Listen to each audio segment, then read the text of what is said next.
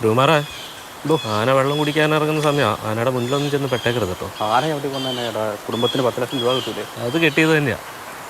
കഴിഞ്ഞ ദിവസം കണ്ടില്ലേ, ആന എവിടെ കൊന്ന പുള്ളിയുടെ കുടുംബത്തിന് 10 ലക്ഷം രൂപ സർക്കാർ കൂട്ടി കൊടുത്തല്ലേ?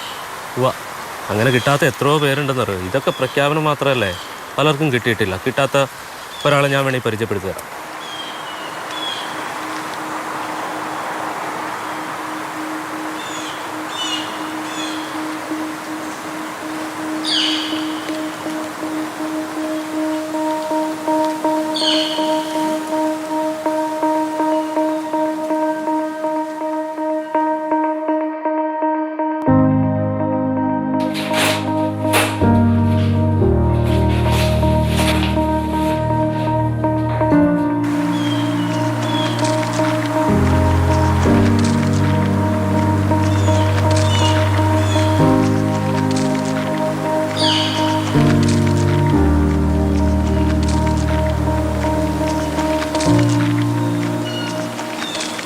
എൻ്റെ പേര് അഞ്ജു എന്നാണ്.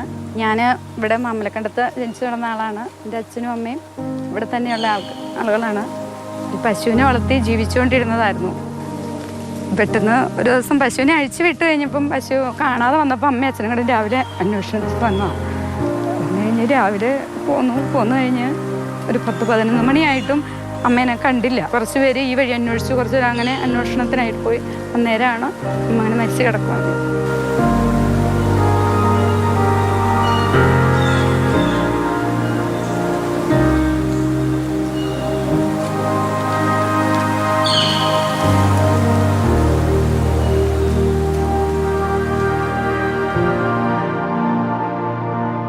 അമ്മ ഇവിടെ ആയിട്ടാണ് കിടന്നത്.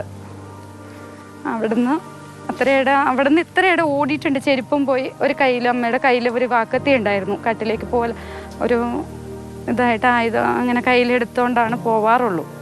പിന്നെ ഫോണും ഉണ്ടായിരുന്നു. അത് രണ്ടും കയ്യിൽ, ചെരുപ്പ് ഒരെണ്ണം ഊരി കിടക്കുന്നുണ്ടായി. ഒരിക്കലും ഞങ്ങൾ അങ്ങനെ ഓർത്തിട്ടില്ല. കാരണം അമ്മ ആണേലും ആന മൂലം അങ്ങനെ ഞങ്ങൾക്ക് ചിന്തിക്കാൻ പോലും പറ്റണില്ല. പിന്നെ എവിടെ ഒരു അനക്കം ഉണ്ടെങ്കിലും നമുക്കങ്ങനെ അറിയാം. ഒരു സ്മെല്ലുണ്ടല്ലോ ആന, അത് എല്ലാം അമ്മച്ചിക്ക് അങ്ങനെ അറിയാവുന്ന ആളാണ്. അമ്മച്ചി ജനിച്ച് വളർന്ന നാടായത്.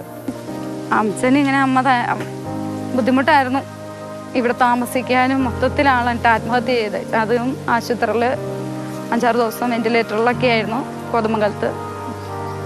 അച്ഛായി മരിച്ചതിന് ശേഷം 1 മാസം കഴിഞ്ഞിട്ട് 1-2 മാസത്തിന് ശേഷം ഞങ്ങൾക്ക് 1 ലക്ഷം രൂപ സഹായം കിട്ടിയതായിരുന്നു. ഞങ്ങൾ അപേക്ഷയെല്ലാം കൊടുത്തിരുന്നു. അങ്ങനെ നമുക്ക് കിട്ടി. പിന്നീട് നമ്മൾ അതിനു വേണ്ടി നടന്നു. ഇതുവരെ ഒന്നും കിട്ടിയിട്ടില്ല. എല്ലാ രേഖകളും എല്ലാം കൊടുത്തു. അമ്മയും അച്ഛൻ്റെയൊക്കെ കുറേ ബാധ്യതകളുണ്ട്, അത് തീർക്കണം. അച്ഛനാണേലും ഹോസ്പിറ്റലിൽ കിടന്നപ്പോൾ ഉണ്ടായിരുന്നു, അത് തീർക്കണം. അമ്മയുടെ ഭയങ്കര ഒരു ആഗ്രഹമായിരുന്നു ആ വീട് എന്നുള്ളത്. അത് ഞങ്ങൾക്ക് നന്നായി ചെയ്തെടുക്കണം. നമ്മൾ അന്വേഷിക്കുന്നുണ്ട്, ഫണ്ടില്ല. നിങ്ങൾക്ക് കിട്ടും, ഫണ്ട് വരുമ്പോൾ തരാം എന്നാണ് അവർ പറയണത്. ഇപ്പോൾ മനസ്സിലായില്ല ശ്രീകുമാറെ, ഈ സമരവും പ്രതിഷേധവും ഒക്കെ ഉണ്ടാകുമ്പോൾ സർക്കാർ നഷ്ടപരിഹാരവും സർക്കാർ ജോലിയും ഒക്കെ പ്രഖ്യാപിക്കും. പക്ഷേ ഇതൊന്നും പലർക്കും കിട്ടാറില്ല. അങ്ങനെ കിട്ടാത്ത ഒരുപാട് പേര് നമുക്കിടയിലുണ്ട്.